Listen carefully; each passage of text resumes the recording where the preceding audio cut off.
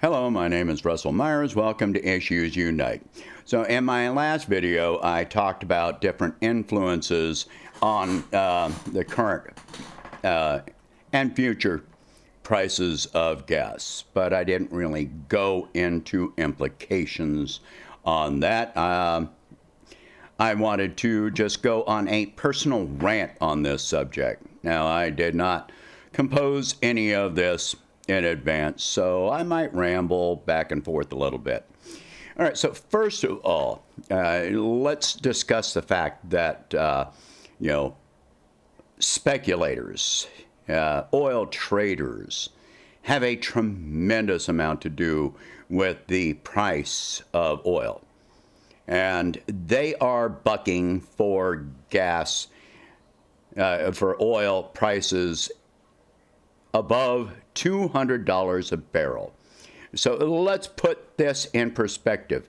Right now, where I live, and work, I am paying, over $3 a gallon for gas. So when you talk about, and that is with oil being right at $80 a barrel. So if you're talking about $200 a barrel and higher, then you're talking about gas prices being in the $7 to $9 a gallon range. So we're already suffering from severe inflation, the worst inflation that we have seen in 30 or 40 years. And wages have risen, but wages have not risen enough to keep pace with the inflation we're already seeing. And I've already brought up the fact, it's documented that the oil companies are restricting production. We are not at the same level of production as we were in 2019. But we're exporting oil. Before, and a judge placed an injunction on the Biden administration's rule about issuing new oil and gas permits on federal lands. But the administration turns around and holds the biggest auction for offshore drilling in U.S. history. Meanwhile, we are exporting and importing oil. I've explained this before about the petrodollar system. The purpose of exporting and importing leads to, higher use internationally of the dollar to falsely increase the use of the U.S. dollar, which props it up as the world leading currency, forcing other countries to trade in U.S. dollars. Now, I've shared on social media an article which states that Russia and Saudi Arabia actually foresee an oversupply of oil in 2022. And yet, we're still predicting higher prices for oil. Explain all of this. Try and explain all of this. Try, and if you're a capitalist, try and support this, because you're going to be paying for it. If you're not in the oil and gas industry, try and support this. All right. The more that, if you're a capitalist, think about it. The more people are paying for oil and gas, the less money they're going to spend on, your product or service. They're not going to have the money. When their entire paycheck is taken up on housing, heating, cooling, and food. They're not going to have anything left to spend on your freaking little petty-ass business. Nothing. They won't have a penny left. And that's without even going into medical care.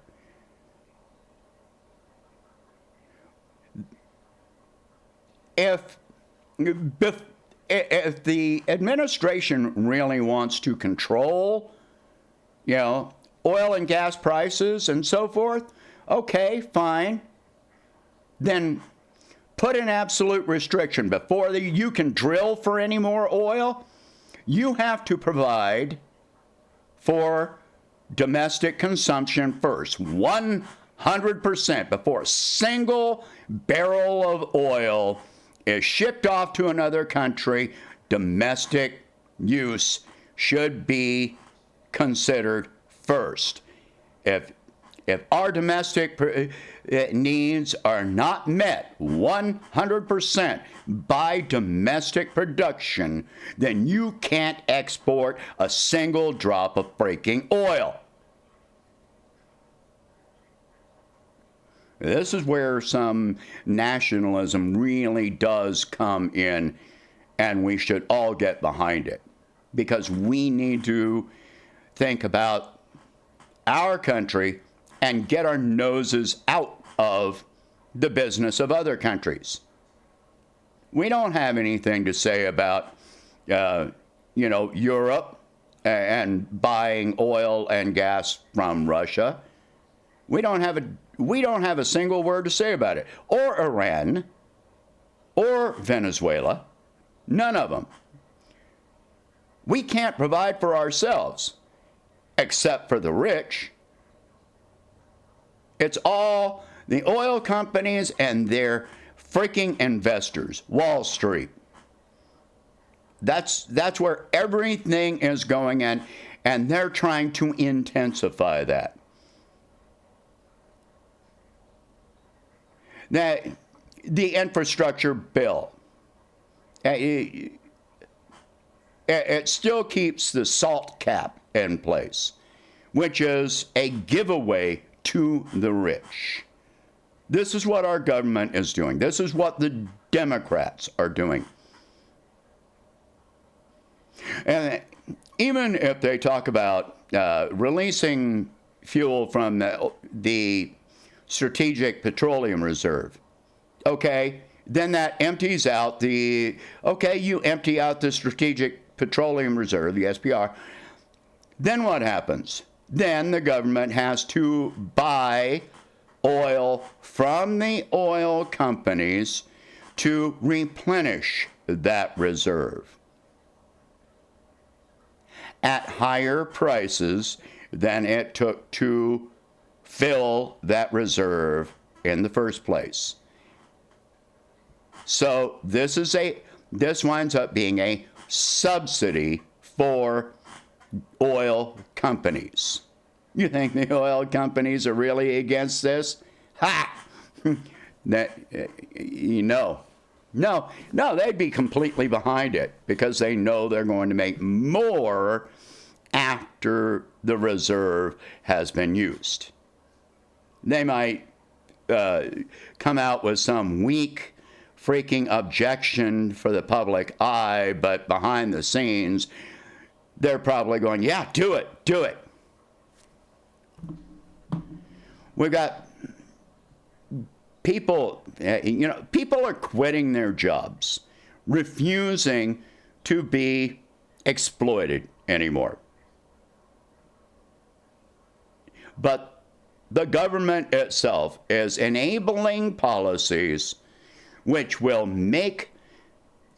force you back into low wage jobs while not touching the minimum wage, not touching medical care, not touching how much you pay for mortgage or insurance or rent.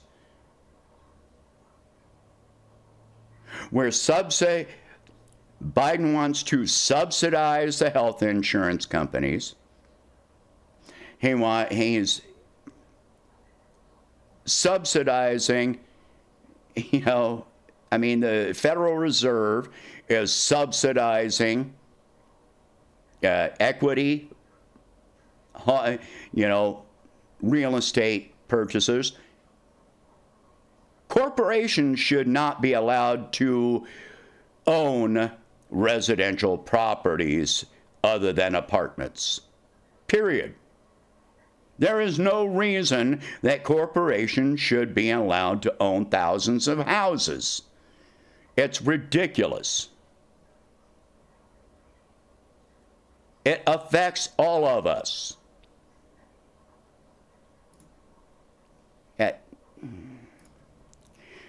The sanctions being placed on other oil-producing countries, Iran, Russia, Venezuela, these are other means of forcing the price of oil up.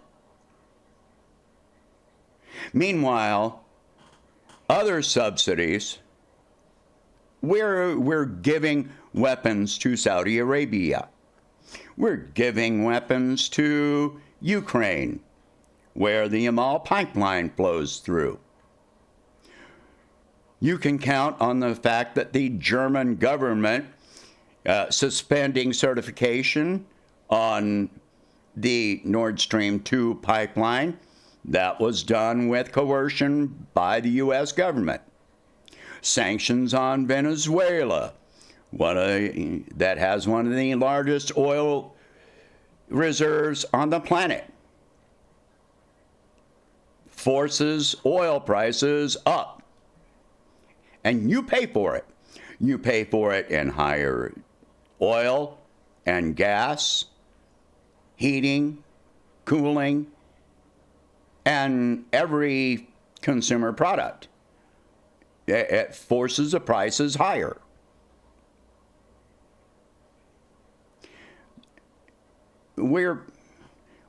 Our government is backing all of this, and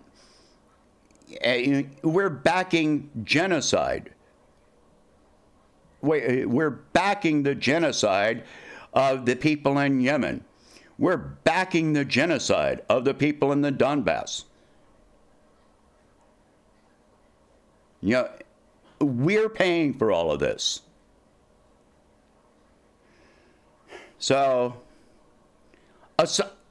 I don't really know where I'm going with this, except you need to be aware of all these things. It's not just happening. It is not, none of this is something that is beyond the control of our government. It is very much caused by the control of our government, by capitalists owning our government. We need to get corporate money out of our government, period. Make lobbying a criminal offense. End corporate, all private donations for political campaigns from bottom to top. It should all be publicly funded and make private donations completely illegal. We need to end the stock market and convert all stocks into bonds. This is something I've talked about before. This needs to be a large-scale, grassroots movement. End the stock market. All right. Share this video. Talk about these subjects. If you can, please donate $1 a month to help expand the channel. I'll catch you in the next one. Thank you for watching. Have a good day.